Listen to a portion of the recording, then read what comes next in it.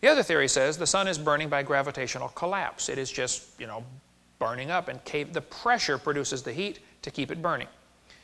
All we know is we've observed the sun for several hundred years, ever since trigonometry was developed, and we've observed the sun is shrinking.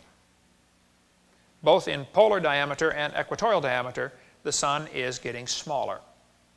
Now, it does seem to oscillate up and down. It swells and contracts and swells and contracts, but the overall general trend is toward shrinking. This is what's observed. Now, if somebody wants to assume that, well, maybe this is just, part of a bigger trend and it used to be getting larger in the past, you could assume that, but you don't have scientific data to back it up. Secondly, it's never been observed. Nobody's ever seen this. And thirdly, you got a problem of where's this extra material come from? All you got to do is step outside and look up. Obviously, the sun is burning. It's losing 5 million tons every second. You can't just keep losing 5 million tons a second. Pretty soon you start to lose weight.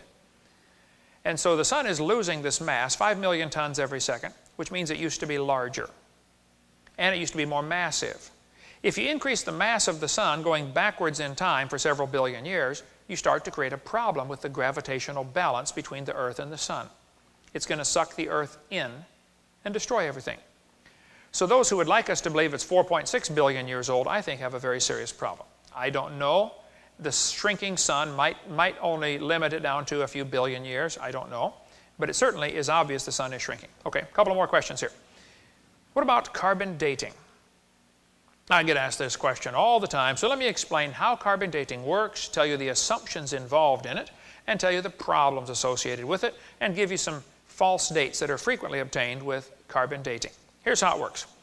The Earth is surrounded by an atmosphere. The atmosphere is about 100 miles thick. The atmosphere that we're breathing contains mostly nitrogen, 21% oxygen, 0.06% carbon dioxide, and that's what plants breathe, and 0.0000765% radioactive carbon-14.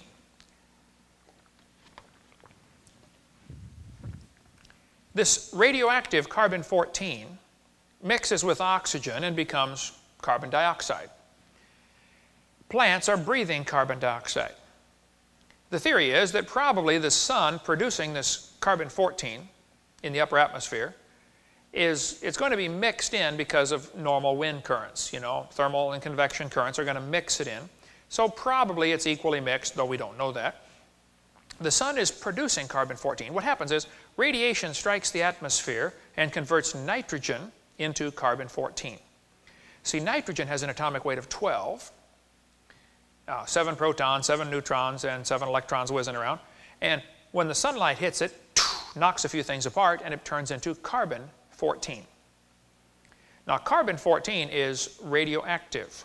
Normally, carbon is atomic number 6, which gives it a weight of 12. And so, since the nitrogen has now been changed into carbon-14, it is an unstable radioactive isotope. Which means it doesn't mean it listens to the radio a lot. It means it is radioactive. You can pick it up with a Geiger counter. It's going to break down and fall apart. Through extensive testing, they have estimated that carbon-14 has a half-life of about 5,730 years. Some people have argued, oh no, it's 5,690, and some say 5,780. The numbers range around that figure, but let's get the main point here. Carbon-14 appears to have a half-life, which means half of it will break down in that amount of time, roughly 6,000 years. In theory, it never really goes to zero. It goes from 100% to 50%, and then it goes to 25% in one more half-life. Since plants are breathing in this carbon dioxide, during photosynthesis, plants make carbon part of their tissue. Plants breathe off oxygen, but they keep the carbon.